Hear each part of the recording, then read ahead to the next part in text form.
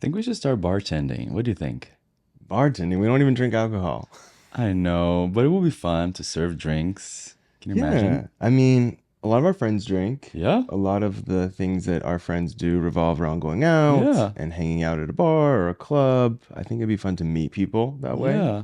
So Because we like to go out and we like to dance and we like to, socialize. yeah, talk to people. Maybe that would be a good thing for us to learn. Yeah, I always wanted to bartend. Like when I was younger and would go out to clubs and bars and stuff, it seemed like a really social Yeah. position. I mean, they knew how to do all the stuff behind the It's cool. counter. It's kind of like chemistry. Yeah, and they get to talk to people all the whole time that they're working, and that's definitely something I enjoy. And I thought it was kind of something I couldn't do now because I've grown beyond Right. that. But maybe I mean, for fun. Who let's knows? do it. I'm down. Do we have anyone listening or watching us that is a bartender? If so, please give us recommendations. Yeah, what's your experience been like? And did you like go to school for it, or did you just kind of learn along the way? I'm curious. Any bartenders out there, help us out. Well, welcome back to another episode of relationspod. Relations Pod, we're back. That's one of our favorite playlists because we have a few, We have a few. and this is one of them. Yeah, I think this is the most fun because It's we don't personal. we don't really plan too much ahead of time, and we kind of just Ramble for gab 30 at the mouth. minutes. Yeah, exactly. So what are we talking about today? We're talking today about something very controversial. We're Ooh. talking about something that a lot of people have those stereotypes in their heads, which is the husband and the wife of relationships, Yeah. especially in gay relationships. Yeah, I feel like we've gotten this question in different sort of formats. People will say, "Oh, so which one is the husband or the wife? Right. Which one is the mom or the dad? Yep. Which one is the boy and the girl? Yeah. Which one is the top and the bottom?" Yep. This is the most frustrating one because it's usually from other LGBTQ plus people would ask that question, which we're gonna try to just completely skip that question, because if you don't think it's inappropriate or rude, just do a little bit of research and find I out why it know. might be. It's those stereotypes that come from the straight world, having those notions of the husband, the dominant, the handyman, and the wife, the emotional, the submissive. And then when it comes to gay relationships, all those stereotypes, they come along with it, right? Yeah, and it's funny because I've never been in a relationship where I felt like I was the boy or girl, the husband or wife, the father or mother, whatever you wanna describe it as. I felt like the point of me trying to find a partner was Yeah. that we were both very similar, Yep. and we could share those responsibilities, which in my head would be the goal of any relationship that wants to be successful, trying to split things 50-50, Yeah. share the responsibilities, share the sort of burden of the emotions, the physical, the chores, this and that, financials. And I mean, people are much more complex than that, right? It's not just black and white, top Right. and bottom, or Right. submissive, dominant. People are much more complex. People are different in so many ways. Right. Some people like to do certain things. Some people like to do other things. It doesn't come down to one is this, the other is the other thing. And just on that topic, some people love that sort of role, and that is great. I don't think there's anything wrong with saying, I'm the mom, I'm the wife, Right. I'm the father, I'm the husband, I'm the top, I'm the bottom. If you own that and that is a part of your identity and you like that role, that's great. But that's a small fraction of the people in general. You're allowing the stereotype to fill it in for all of us, when there's probably just a smaller group that would say, yes, that is exactly who I am. You can put my name on mother of the relationship, and I am the cooker, the cleaner, all the other stereotypes. I take care of the kids, I run the errands, I'm the emotional support. I control things around the house. And then my partner, they go to work, they build things in the yard, they mow the yard, they pay the bills. All those sort of stereotypical ideas of who is supposed to do what in a relationship. In my first relationship, I was very young, so I didn't know how to deal with those kind of things. And my partner, he was only bottom. Oh, But in his head, because he was older than me and he would pay for most of the things, he would always say that he was the dad or the husband of the relationship, which is funny because, I mean, to me, it didn't matter. I was very young too, so those things never bothered me. But for him, it was very important to assert that he was the dominant, that he was the husband, even though that sexually was not like that. But I didn't care because those things, when it comes down to the two people that are involved in a relationship, they don't matter. even then, right, it's a very good example of the fact how complicated even the people who want to own a certain stereotype for who they are in the relationship, saying that I'm the dominant one, Yeah. it's not always the case, right? Because it doesn't bleed over into every aspect of the relationship. So what part of the relationship are you Right. saying you're the dad or you're the husband or you're the dominant? Because in other areas, you're not. Yeah. But some people also use those terms to help them identify or sort of explain who they are, Yeah. grasp onto something In a that they can generic follow. way. It's very similar, in my opinion, to someone who says, "Oh, I identify with this football team. They're my Yes. favorite. I'm a part of this group." Or Mm-hmm. "I identify with this label of politics, and I'm Yeah. always in this group no matter what." Exactly. A lot of people tend to generalize also what people are based on where they come from. Like Right. Brazilians are very emotional, very passionate. Americans are cold and workaholics. Yeah, so grasping onto that identity helps people fill in the blanks for things maybe they don't already know about Yes. themselves, which can be super helpful if you all fit into that stereotype, but no one does. So No one does. sometimes it can lead you down the wrong path. Like, oh, I'm American, so I do X, Y, and Z. And when a question pops up in your head, what am I, who are Yeah. you? In regards to this question, you just revert back to I'm an Yes. American and fill in the blank. But maybe that's not you. Maybe that answer doesn't quite fit into who you are. And yes, I'm an American, but it doesn't have to bleed into every answer that I give in response to things that I believe in, things that I Yeah. love, things that I want to avoid. And at the end of the day, we're just people. We're just living. We Yeah. just have different personalities, different things that we enjoy to do or not.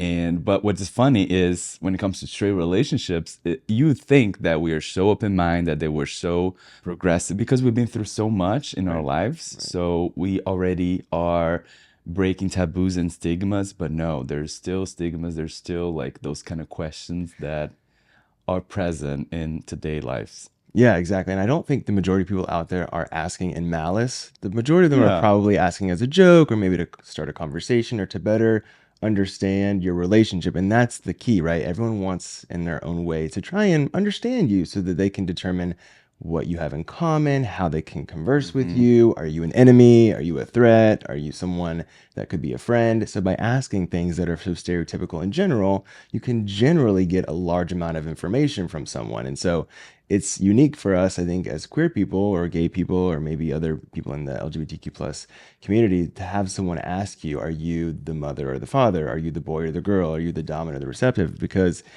in a straight couple, these questions don't exist. You just No. look at them and Right. assume, right? You see the female presentation, you see the male presentation. You can create all those ideas and determine who you have more in common with. Which, by the way, are wrong as well, right? Sometimes the mom is the dominant. Yeah. Sometimes the mom is the one who is the handyman. Right. Or sometimes the guy is the one who is the submissive. Yes. So those things also vary in straight relationships. One of our favorite things that we watch is the cartoon Bluey. Yes. Is a show that doesn't have many boundaries, doesn't have many limitations. And I love that there's a representation of a couple that can play with their kids with no stereotypes and taboo. And I think that's incredible. Yeah, I think we've been watching Bluey probably for the last couple years, not consistently. We're still only on season 1, but there's a lot of episodes and Yeah. they're very short, which I enjoy because you can put it on the background or you can really pay attention. And like you mentioned, it presents a nuclear family, which is not something that I typically aspire for, Yeah. but a mother, a father, and 2 daughters. And the colors of the characters are very vague, right? Some Yeah. males are blue, some females are blue, some Yeah. males are orange, some females are orange. The mom is always away at work in a lot of the episodes where you don't even really know where she is, and the dad is sort of taking care of the kids. They still have some sort of identifying factors that I think are a little stereotypical, like the dad is into sports and he Right. would rather not play with the kids. He wants to read the newspaper, and the mom is always like, "Oh no, you need to spend time with the kids." And that's a very like low level explanation of the show because in general, they both are extremely hands-on parents. Right. They're If- equally giving attention to their kids, constantly playing with them on things that don't have much of a gender. Right. Like you said, the colors of the characters, they are not specific to a gender. For a lot of times, I thought Bluey was masculine, Oh boy, yeah. which it doesn't matter. But in my head, that was the first thing that I thought, oh, because he's blue, he's a guy. But not really. Right, and it's even more interesting as we were talking, you mentioned that the color blue in Portuguese is male. Yes. It's described as a male dominant color, right? Or azul, or the blue, it means He. yeah, it means a Interesting. guy. So if I had to refer blue as a color, it will always be a male. So what if you had a friend in school and her name was Azul? Would it just be Azul or would it be masculine? How That's does a good question because azul wouldn't be a name but I think it would be interesting because that would imply a male or a boy. Yeah, That would be kind of like unexpected, sure. unusual. But definitely the core blue male. Yeah, it's very interesting. The whole series of Bluey. It's the only show I've seen that I feel I would want to mimic their parenting strategy. I personally don't want kids, at least at this moment. But if I became a parent, I would want to have as much attention to deliver to my kids Hmm. like they are. But like you mentioned, I think it's very interesting how it does very subtly break some of those stereotypes because, again, it's on Disney. It can't be Yeah. too in your face or abrasive, which that's a whole nother conversation. Where do you think those stereotypes and taboo come from? Yeah, so it's really interesting. I guess it's hard to say because we've been living with this sort of structure of a nuclear family for thousands of years. That meaning a mother, a father, typically some extra layers of family Hmm. members like grandparents, aunts, uncles, and then you have the children or Hmm. grandchildren. And so that sort of structure really does reinforce this idea that there is a husband, there is a Right. wife. The typical idea is that the husband goes to work to provide and the wife stays home for the Hmm. kids. This definitely became popular in the 50s and 60s here in the United States. But even before that, we're taught that hunter gatherer societies were very similar, that the wife in the tribe would Hmm. stay home and do all those roles because she was the weak and she was the less able. And the Hmm. man, the strong, the dominant, It's would gonna go out hunt. and hunt and bring the food. And then when you look into history and you actually do try to go beyond what's maybe Yes. presented to us in school, it's completely different than that. Sometimes the wife had multiple husbands. Sometimes the Yeah. wife was the one who would go and hunt food. Yeah. So if we go back and learn all those things, we'll find that the nuclear family back then was a little different.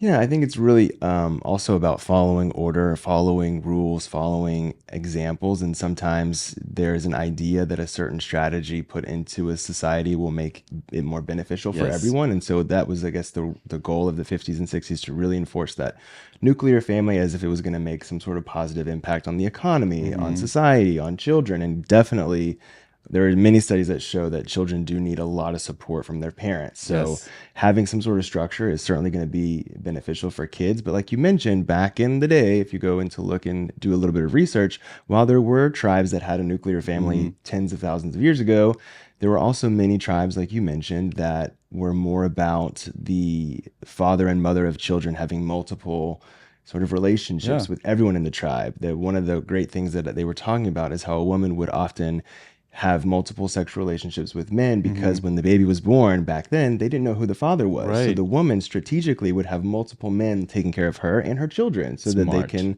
survive. And I'm not saying this is not a talk about open relationships.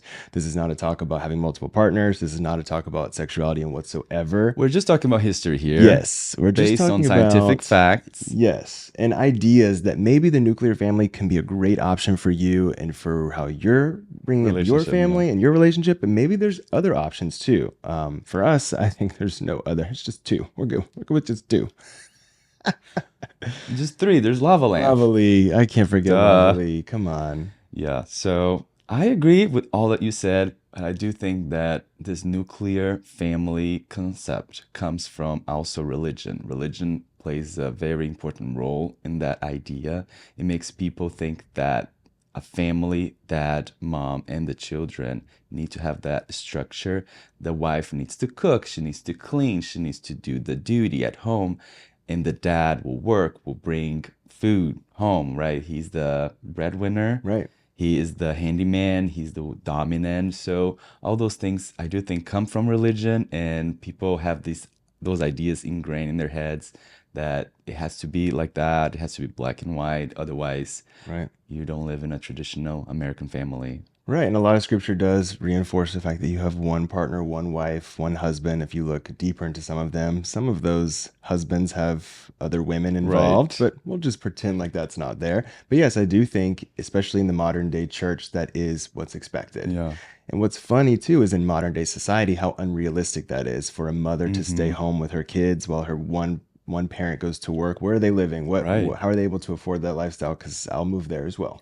But it just doesn't quite add up. And it becomes more and more difficult for people of lower income status or people maybe that have a disparaging community that they live in to achieve those goals, right? And it creates hostility in a relationship. So maybe the nuclear family is not always the best example of what we should follow. Yeah, whatever works for them, because you just never know. For some people, that might be the ideal. Yeah. That might be what they're looking for. Exactly. But I do think in a gay relationship, things get a little more interesting because, for example, you and me, we're both men. So who is the mom? Who is the dad? That makes no sense, right? I love to cook, and I cook, and you like to clean. You're great at that. So I guess we're both wives. Right. But at the same time, we both work, so we are both husbands. So that question doesn't make sense, especially for us, I guess. Yeah, and of course, you look back to it growing up, all the representation we have, there's a prince and a princess, there's a king and a queen, Yes. there's a mother and a father. And so this type of relationship is what we expect to see for ourselves as we grow older too. Yes. And some of us really want those traditional roles, and there's absolutely nothing wrong with that. We are not coming for you. I think it's perfect if that is the way that is balanced for you and your partner, and you like to take on that role. Again, stereotypes are not always negative. They just only account for a short percentage of the community. So applying them to everyone sometimes can make them feel offended. Yes. Rightfully so. Yes, because they have all those ideas in their heads and they think, oh, it must be like that. And things do not play the way they think is going to play out. So it's a little different. Then they get disappointed or they feel like they're doing something wrong. They feel frustrated. But life is much more complex than that. People are different. People are unique in their own way. So Yeah. that doesn't apply to everyday's. Exactly. And I will say too, growing up, I certainly felt like I wanted to be in that wife role because I saw myself more in the princess. I saw myself more in the mother because I wanted the attention of the male. And I thought you had to present female to get the attention of the male. But when it comes to what I've wanted as an adult and when I realized the importance of what type of relationship I was looking for, I want a partner who can split the roles with me. I want to cook together. If I don't know how to cook very well, you don't want my food, but I want to still learn. I have plenty of time to do so. I want to clean together. I want to work together. I want to own all of these things that we do throughout our life as a partnership. Yes. I don't want to assign you roles and assign myself roles and see you when the sun goes down kind of idea. Because that's what we like the most of our relationship. We like to share things. We like to share hobbies. We love to share things that we do because we can do it together. And if I'm cooking, you're at least enjoying the food or trying to participate. But yeah, I think that's the whole point, right? Because you want to be with someone that you can do everything together and share things and be comfortable. Enjoy every moment. Enjoy all those activities together. They don't have to be chores. They can be things you do with your partner. I know. I feel like the secret of a successful relationship is diversify. Yeah, I think one of the best parts of finding that person who you have a lot in common with, for us, I feel like you're my best friend. So it's very easy for us to diversify all of those roles and get to do them all together. But what type of relationship are you currently in, or what type of relationship do you aspire to be in? Are you someone who likes more traditional roles? Do you like to share everything? We would love to hear your perspective because really that is the point of this podcast, is to build a community, learn from each other, and see how we can grow together and better our relationships all around. Yes, please keep commenting. Please keep subscribing, keep sharing, keep liking. We love to hear from you. And if you haven't yet, subscribe to the channel. Please like, share, all those things that I already said it. Yeah, he said it twice because we really want you to. So we look forward to seeing you next week at another episode. But until then, see you. Bye. Welcome back to another episode of ASMR of the Grasshoppers. Not yet. Somehow there's literally no grass over there. There's like a grass that's like this big, and somehow they have to go past it 7 times. I don't know how they make any money as a company because they're very inefficient as landscapers.